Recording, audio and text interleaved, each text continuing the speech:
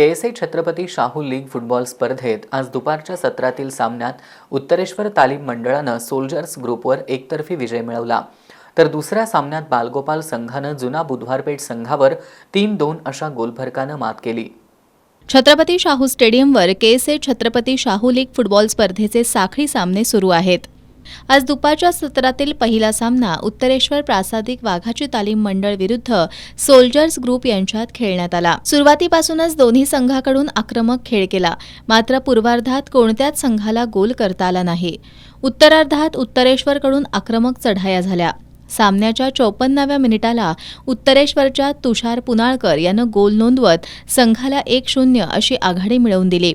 त्यानंतर 54व्या मिनिटाला अजित पोवार यानं गोल केल्यानं उत्तरेश्वरच्या संघाला 2-0 अशी आघाडी मिळाली. सामन्याच्या 73व्या मिनिटाला पुन्हा तुषार पुनाळकर यानं वैयक्तिक दुसरा तर संघासाठी तिसरा गोल केला.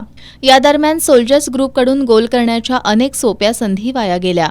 सामना वेळेपर्यंत आघाडी कायम ठेवत उत्तरेश्वर प्रासादिक वाघाची तालीम मंडळानं हा सामना 3-0 गोल फरकानं जिंकला. दुपारच्या सत्रातील दुसरा सामना बालगोपाल तालीम मंडळ विरुद्ध संयुक्त जुना बुधवार पेठ यांच्यात खेळण्यात आला. सामन्याच्या सुरुवातीपासूनच दोन्ही संघाकडून आक्रमक चढाया करण्यात आल्या. पूर्वार्धात सामन्याच्या 14व्या मिनिटाला बालगोपालच्या रोहित कुरणे यानं गोल करत संघाला आघाडी मिळवून दिली.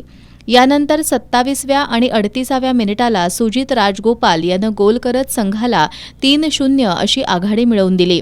यावेळी संयुक्त जुना बुधवार पेठच्या काही समर्थकांनी के.एस.ए. कार्यालयासमोरील प्रवेशद्वारातून आत प्रवेश करत पंचांचा निर्णय चुकीचा असल्याचा आरोप करत के.एस.ए. पदाधिकाऱ्यांना जाब विचारला.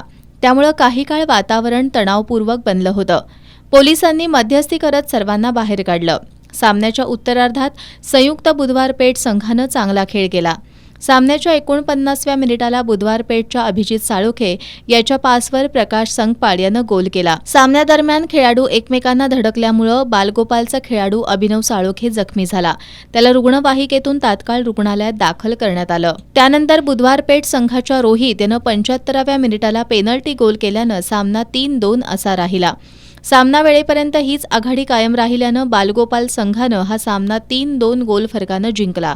उद्या दुपारचा पहिला सामना झुंजार क्लब विरुद्ध सम्राटनगर स्पोर्ट्स यांच्यात, तर दुसरा सामना शिवाजी तरुण मंडळ विरुद्ध प्रॅक्टिस फुटबॉल क्लब यांच्यामध्ये खेळण्यात येणार आहे.